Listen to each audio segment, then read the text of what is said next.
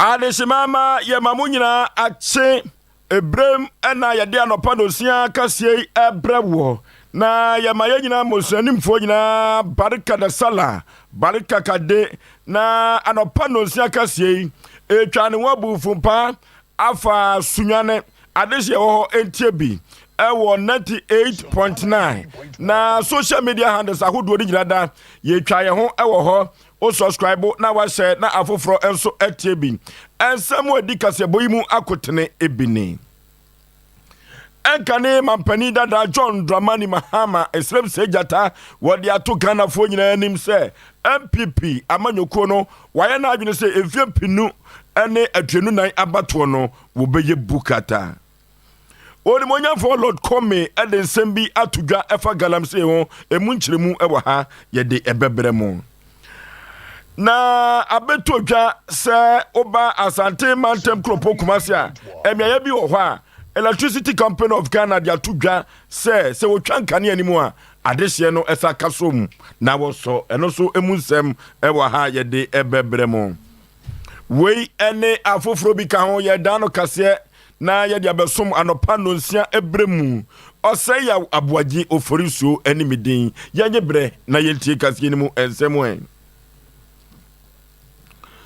Omapani dada John Dramani Mahama esrem sejata na enkane wono enana ekuta woman na otu nesre ne abasa na wohwe sede beya woman ebe konkai ede ama Ghana fo na Ghana no se ubedi so na sabe praduasa se udi dwumani bia na omanfo no a eto aba otumi etoma anase otumi etu etiawo enumu ena omapani John Dramani Mahama Ghana for the derby waye bia eye enoti ma omapani na adoda kwa kufuado emra mefa akonwa no na wono so emfa Ghana enkonko nanim obi bia ni wa obegina sumpie ene apaso na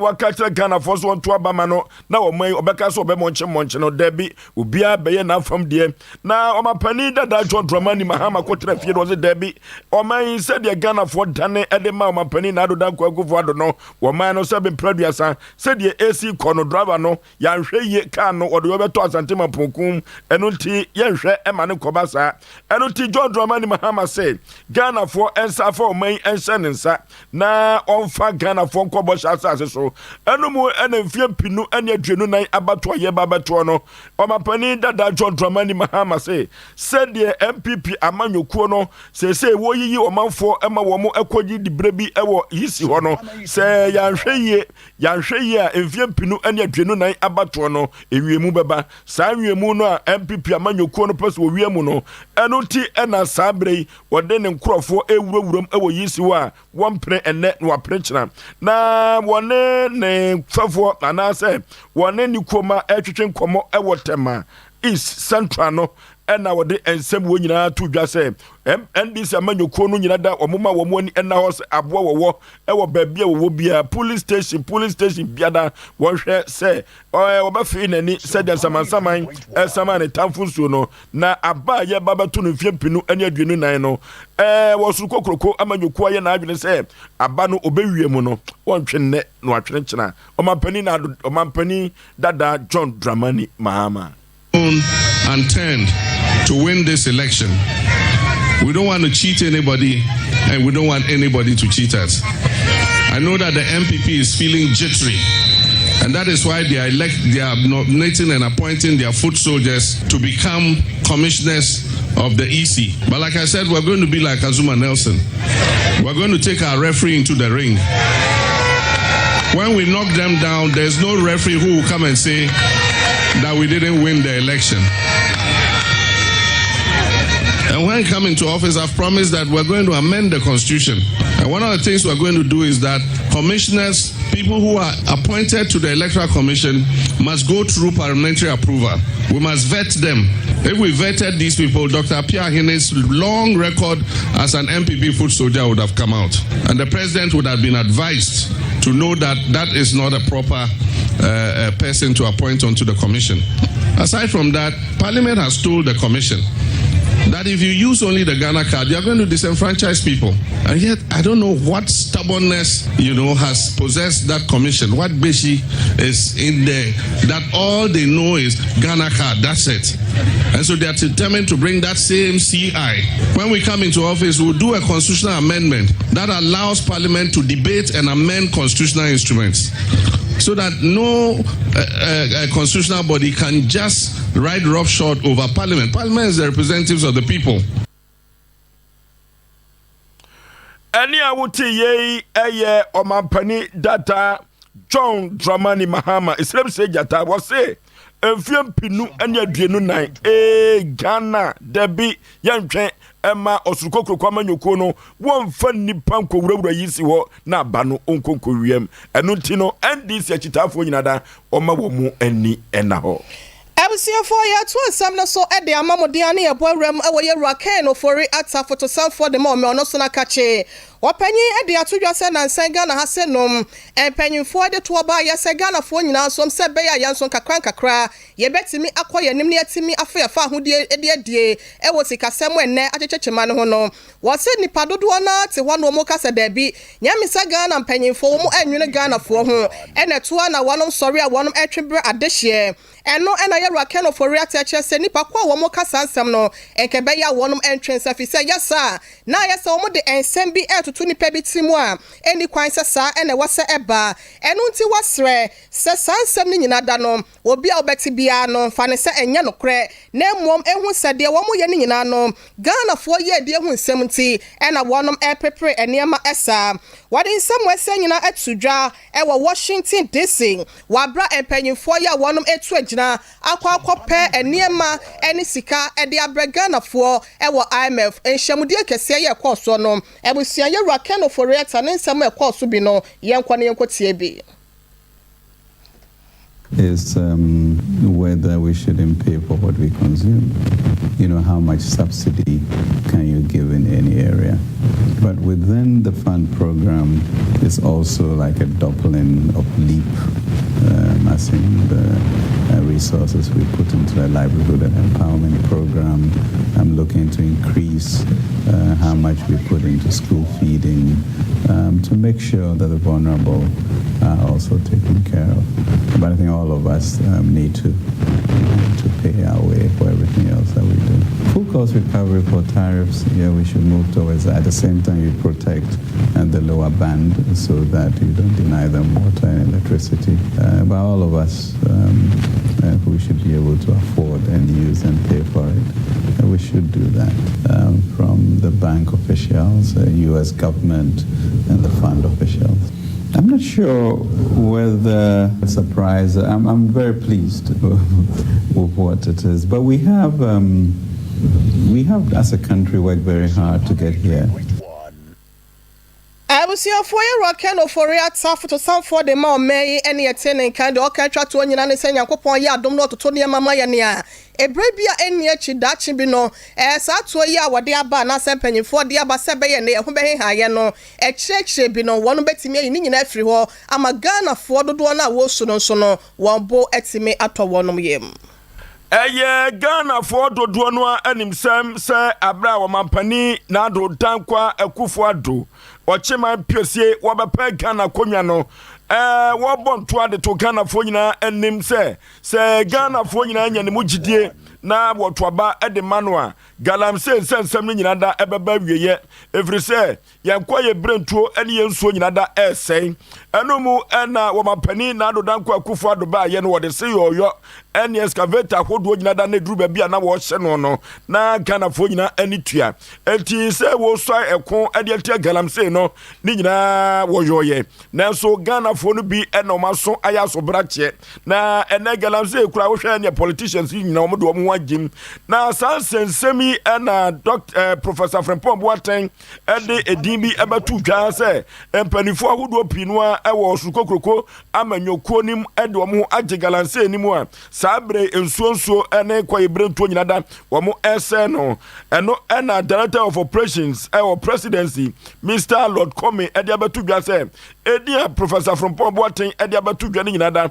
what to no office and awokeka ikadi bi ebom na emom ontis inform enkoye nhwehwemu ehu won nankasa wode wo ho ase garanse enim eno ti edia wode aba bonten na wode wo no onimonyafo Lord Comedy abamu no adawroma edi no onsa mrabiem efrise Lord Comedy no onfa ne ho anhye garanse nsensemo na Abraham Lord Comedy ene nsamtrofo ebonkomo no yentie ni nsem no ebi. If he says that Lord Comey is involved and I'm the main person, I'm sure he was in charge of all these things. He should know various concessions and their names and where it is cited and all those things. He should come again, many. But then if you come to me with a request and I can't help you, I can't help you. That's why I can tell you that Professor from Bomboate, I'm sure if I had called him, there will be the call log I can trace from wherever, whether it's here or Vodafone. I have told you, I stated categorically, if somebody comes to me for me to intervene, okay, which probably he would want to call it interference, I must have called him. And I'm saying that this is a man that I've never called him before in my life. I knew why I never bothered to call him. Because the president didn't add me to the committee, I decided on principle not to be part of it.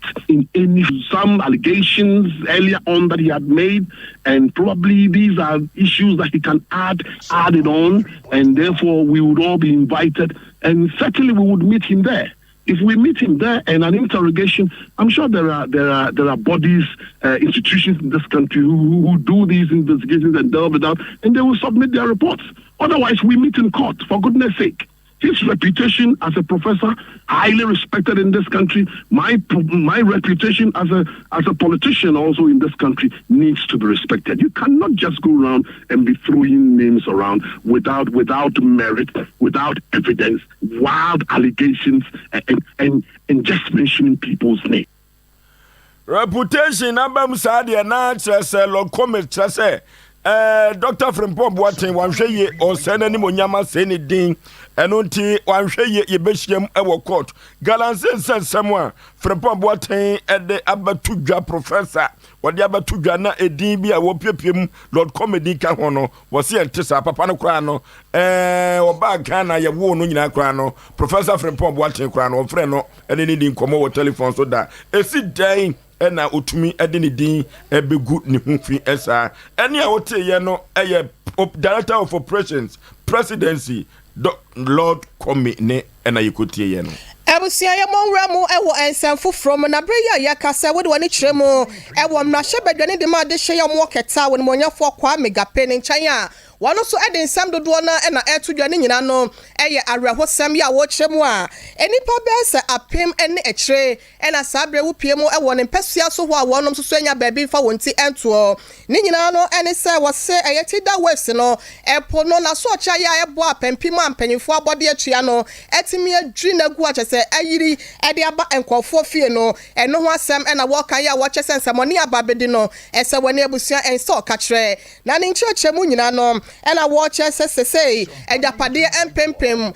nipa dodo so wonom so ekwiane ma ya wonom so betimi adimfudie no eya ade a enso na timi ase ne nyina ente no wo sempanyimfo se de ne ho akire no ena ya ye kɔ ne srabam nti wosere se enipa kuokuo ya wonom sem wobie ene ankrenkre aban panyimfo breni ni momra se be ya adehia hodo ya eno ebi ewo keta ene eye enkro be se enan ye ka ho no wonom emra won srabam se de be ya won so asetene mo no emu be jojo de amom nya sa de me ya wo mu de eya ho kire bre e de ma wonom. You know, these have been perennial issues concerning Qatar being the out every year. We have the tire with ravaging to the communities, and then we have, on behalf of the people, who have talked to this government for his commitment in solving this problem permanently. But all efforts have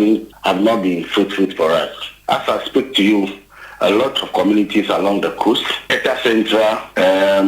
Keji Kofe, Abuja Kofe, Jenu Kofe, Nupese Kofe, Tetevi Kofe, and all have been the sea have overflowed it bound. Those communities are now settled in terms of full of water. So this is what is happening. And then people's properties, food items are being ravaged by the sea the other way. And some of the infrastructures, the roofing and the wood, and even including the tourism places including when you look at the Emancipation Beach, have been damaged with regards to the tidal. When you go to Agro Lodge, there is a little damage to those properties. So,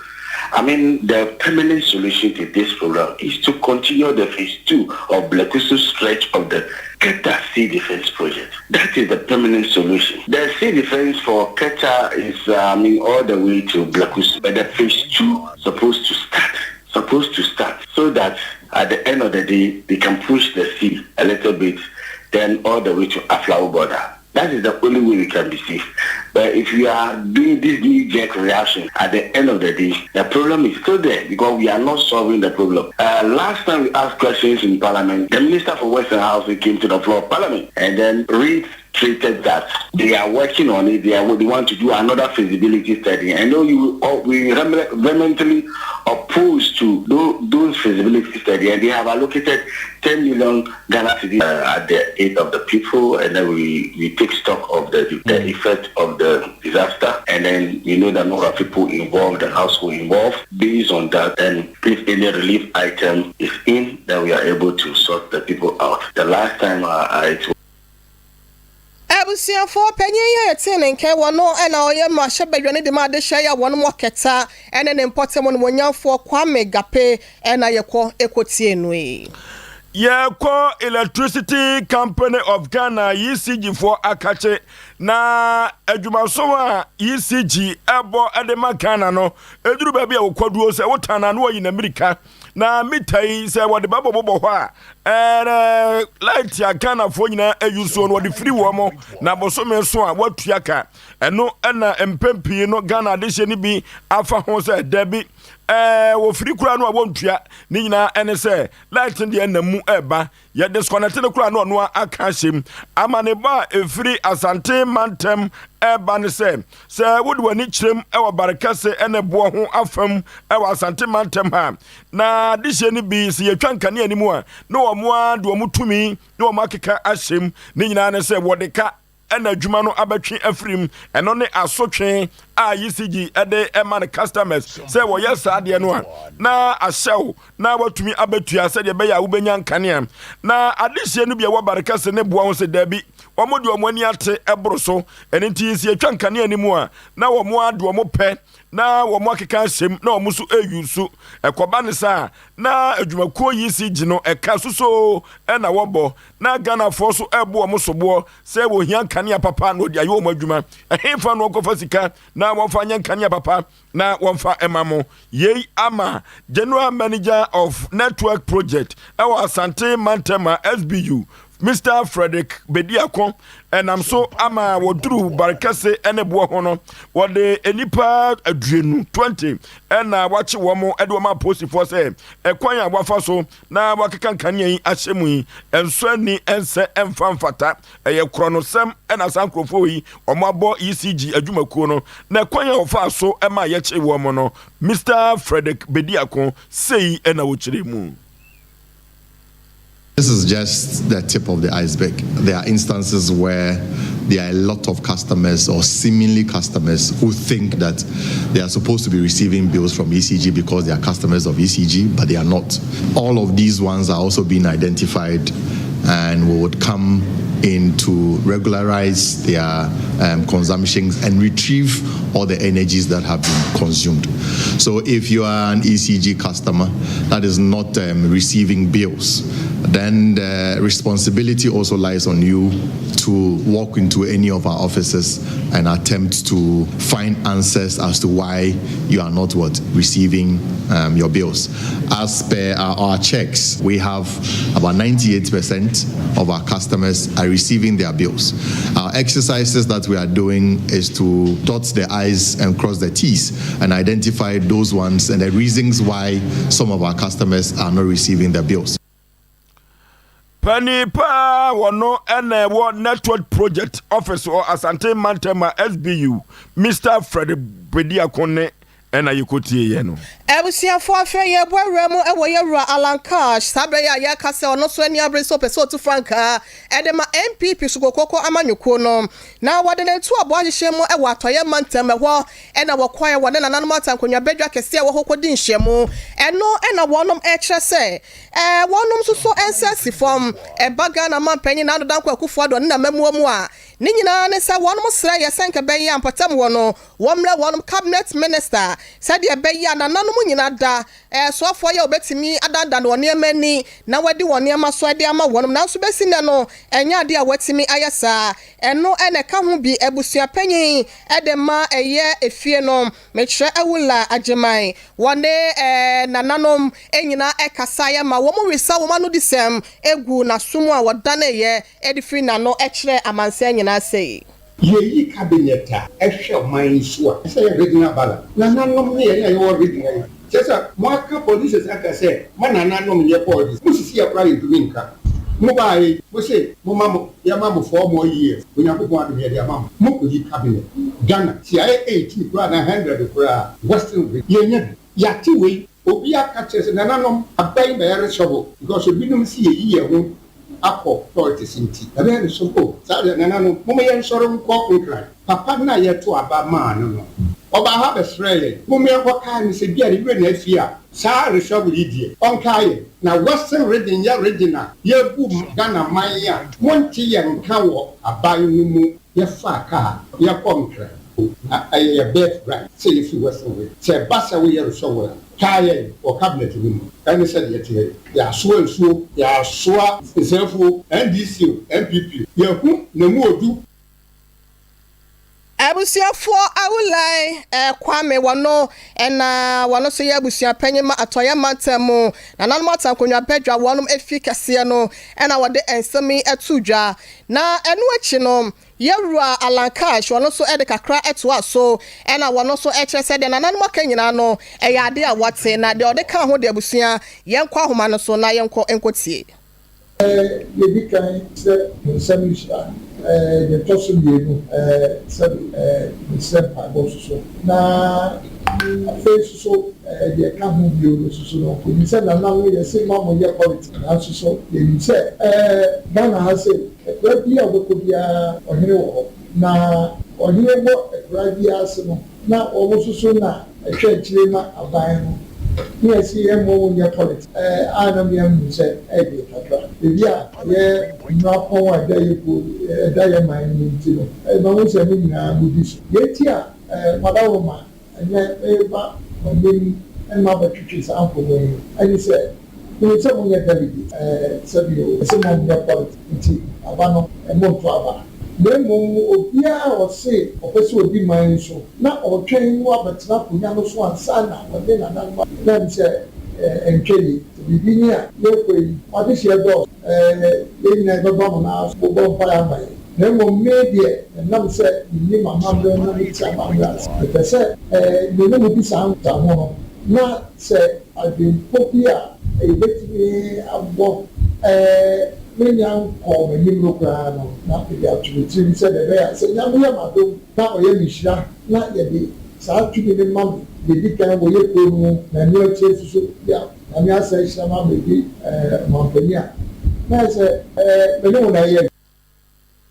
Abusiafo mo nyamfo Alankash ene yekọ ekotie nui yetua kasia no so na ye de amamoa yade yani echrem ewo Ahanta West municipality atoye mantam na meken na adehye bi ewo ho echrem a efri se yeto aba ewo Ghana mamha no eka me ya se aban beko aban beba na so sukuu dan no na eduru ba bi a wakwan so enye ensuo bai na omo enom eno ena akwasi broni beka ne social amenities ehode abawo mo se de Johnson abo akoko eno tipa no twa no wono de sese de wo betu ohofo ni nyina ne se wa obeba ho ababontoa se ye nto aba emfama wono wanhwe ye se nya Johnson no behwe agusu a wanhwe ye ombetumi abo a ombesi bambo ni nyina ne se emfa so de a omanfo pinu a eto aba edinya wo man Ghana mu no wo mu de wo mu nya bi eno ti adawuruma empanifo entwa wo mani no mfa mehwe wo mo nya sa atama ehye na abra wone Sompa kase etwetwe nkomo no empanifo ene adesia ewo kro no so no sei ene omuda no edi aha ye fum di bebre kwa so yeso ya no mini ya ka yeso ya no mini ya ka kwan podi onda war bin so fa ban podi ne kankan ma mo nya en teaching poni ensun na ka kwan na say nya clinic dia oben some of the villages now kokute krom dey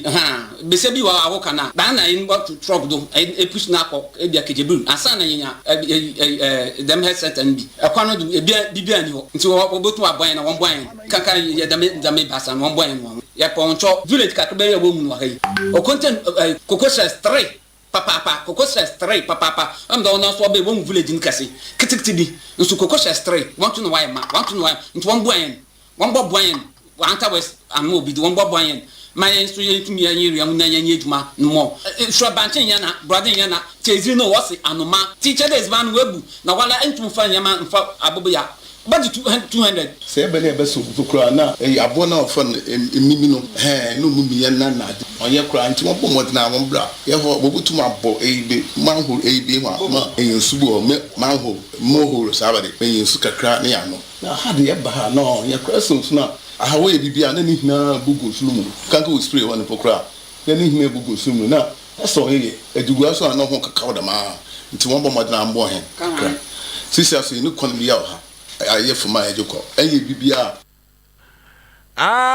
adesia no bi no manho de sebe mpraduasa ye mfanso ngum ennom ena we no enye moho eye manho eye boho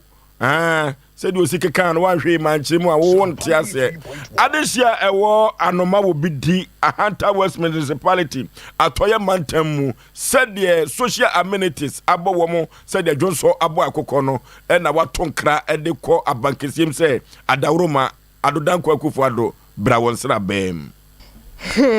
awusia yankwa ye Kofi Apalo ono so na kache na breya ye ka say wono ene ye kwandifo ene kofare ba the Liberal Party of Ghana wono so de atodwa se Ghana fo ye na dom na yakopon to insurance so boso egu ne so anyame ya dom no obedi mapanya dwana wo be hwe se Ghana fo dodo na ene wonum eni adwuma bi di wonum aye unemployment ene unemployment association ni atetete wa ha no wo be hwe se ni nyina da eto betwa na kwan ye wo kyeremu a wo be fa so esisa de na no ene se Ghana ha se no yakopon acheyade wo ba efomagudi ahodo na ye wo bebre gold ne bauxite oil kraka ho bi ya ne madodo na ka ho na so no wo kyese esan se Ghana fo mpanyimfo eye NDC ne MPP ya wonum aba be di adwane so pen ache no wonum enim ho eye nimdie kese a esi asiente no wonum ba no mabe ne amatro kanti no eka ho bi amadane dana wonum mu ni dwumadie no wonum ema no ekosoro eno na wo kyese nyame ya dom na so bedi mapanya dwana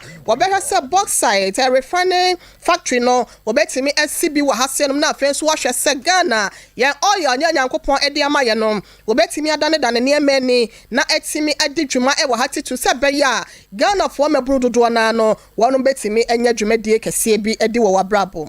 yesi awede ma we aluminium aluminium we get the bauxite na ye o kana o pakiye no on body no frame no aluminium it's me promotion the president the building refinery bauxite refinery and manganese refinery said the be add value to our bauxite and our manganese our natural resources in Yakupon they don't here. I'll make sure say Ghanaians dominate those industries. The mining sector sell gold near I don't know. Some na galamsey for the come one boom. Now mom come see boom resource boom. No form large scale mining companies. Tell them to compete with Newmont any Anglo gold now yeah to value to it. By a wire sector now. We become Ghana for Ghanaians everywhere to put resources together to enter into the industry and make sure that they produce for our local consumption. You know, I'm not telling you about what Ghana said in the Bible. No catch them, you know. John chapter 2, verse 28. Or say, "Mungo kurabezo sondaye." Na mumuranti yemenya biswadi mu. And only adwene de chechire wiase. O man bi a akoso man bi ani bia. O man no wa adwene say so they need to be supported. It may imagine more president young man be another young man be a point not to my I'm going to use to say, Sadi, we are a solution, Sadi, we have a solution problem, Sadi, we have a creative job, Sadi, we are saying, I'm going to support them with the necessary funding and then mentorship. So you will realize their vision. Because we say Mark Zuckerberg, so me come and I say, can go to Kumarawa and go to Teshiba. Kumena Babwa, you're not in the Bibionoma or my idea, Mark Zuckerberg. Umkutani swadi muna yangu wa wamu ane na wapateshiba kamera wala mifikia na makwa fakamera ni dimechi mami kamera tu wala kwa base babi ya wuni base kwa football mana pa wa moshi wala kwa pateshiba kwa football ma mo bi pateshi mranche ni maba wa mo bi pateshi ya me wako betting shop ne ko hwe say you wasting our human resources the young men and young women baby I some because I'm one as room one dia na anado misali wako mantam na hwe bi nipa bada nipa yi the table so e bi the kiosu e bi the container Ebusia for your coffee apalo Liberal Party of Ghana one na kendi for Esaya Kofariba na no the same any kokotie ye Kasia no nyina esi ha na adawroma ye de enase kese ebema mizo ene 5G Meza Company wadawroma woso yasene ma enano pay ye de kase ebrewo na mizo ene 5G Meza no anomtie bia onum bia eboa wuye papa ma woni padua no kora na duru ba bia ni etumi ye fe na Sompa made work no mizo 5G Meza work mizo fo no omani abre pa sa work we omudi mu ntenteman pa enti ye kan kira o se de wo musi ama ye bia no ma no pai na yetimi ebubom de kase ebre wo no se ye kwa work na ye num suo mizo ene 5G Meza no ene operativo ene de kwa work no ene esukom de wa no eno ena ye de kwanchi ye test ye mizo ene 5G Meza work ena midday eno first me akaka kra bi na aduru ho na ye ko anopa no num pepe na ye free swam run about ya no ene baba yara sports stadium ho ena ye beko akwa wi eno tina me kai obi bia se work we enyu hu mfirim na nanom ahemanom ene corporate institutions nyina da bank ya hodo Fidelity for the manyanity so mbeko Fidelity omuginem ase ne wo manti omutimi ne ho ne didi fa ati ye no omunyina ebetitre ya pom na yade bia nkoka wo mo yare ka wo mo yeso ye ho akire yen eno ti ye kwa ye mizo 5G Meza ene ka no di na operative on so tuato di ope bia nom wonu pe kwa nonom de dem nom ma hontow ye fansuo nko se ye di nsuo be ko de a obi de be so asene obi de be so asene yesa ye huso okra nsuo bi akra ye ntwema ye ne ye work ye be yu afirim ye mizo 5G Meza work na ye ko abrewatia ebusia for ye no po ase e de be ya na no pe mani age na mewura so ahoka no any say de nti ameka sa ne se me kura no ye ba ha no se da news ye nka ho na me no so aka news wo fie bi mpen eduru ba bi na pre kodo no eduru ba bi a me no ko news say also many wa frabusia for ya damo ase enya hankwa ne aka news am kwa ma bo awura fie mensia mu esi abusia e fancy ase ma me nua be ma me ma ne kwan ya beto bombo ha se nom ya de aseda kese ma yewura sante ye boa Benedict ono eyesemfo panyi ni screw ya one more Sompa 93.1 kasebo demo ne Sompa 98.9 sunyane kasebo edemo kwenya kwambro no ma me mamu nyina mu ache da mu nyina mu ase wo mu a eka ho bi na kase etimi ebedan wo me di wo hene yire ma me ekua ye boa esiama me ni nua be ma Ofoso abuaje ni tifoso na yede kase ebrewo na DJ Rocking so eboye chido foso me ma won kase bem te oni bibi ena eye sala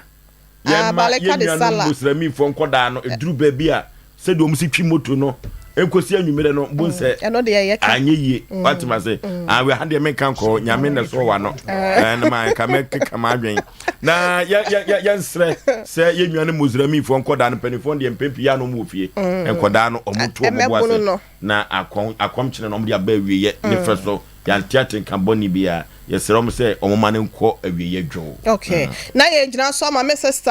Sakina said one ne kunu yɛwura said tomorrow balika de sala ne nananom kramofo nyina Nyankopɔn hyira mo na mo pai bɔ no emfo enu nanim ye ma mo nyina balika de sala na ne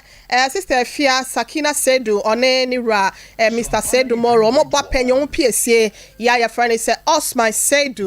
na sia no we university enne enra na wodenti no ye man happy belated birthday Nyankopɔn hyira na oma wo nkoso e wo abrabom de wo sra bia wo abrabom no Nyankopɔn emfa emma master musanso ye ma balika de salamo ne nananom mozrami fo nyina yedam wase DJ Rocky wono na ne wo chinchin fidie ne from adema ye ne abrekro na adwuma dɔɔso wo sa twa ye e de fa social media handles no so Facebook and YouTube yes sorry so ama enne na ya bo ama wo ba betena se na me man ti dwumadie no wo de aba beto am so wantie bia busua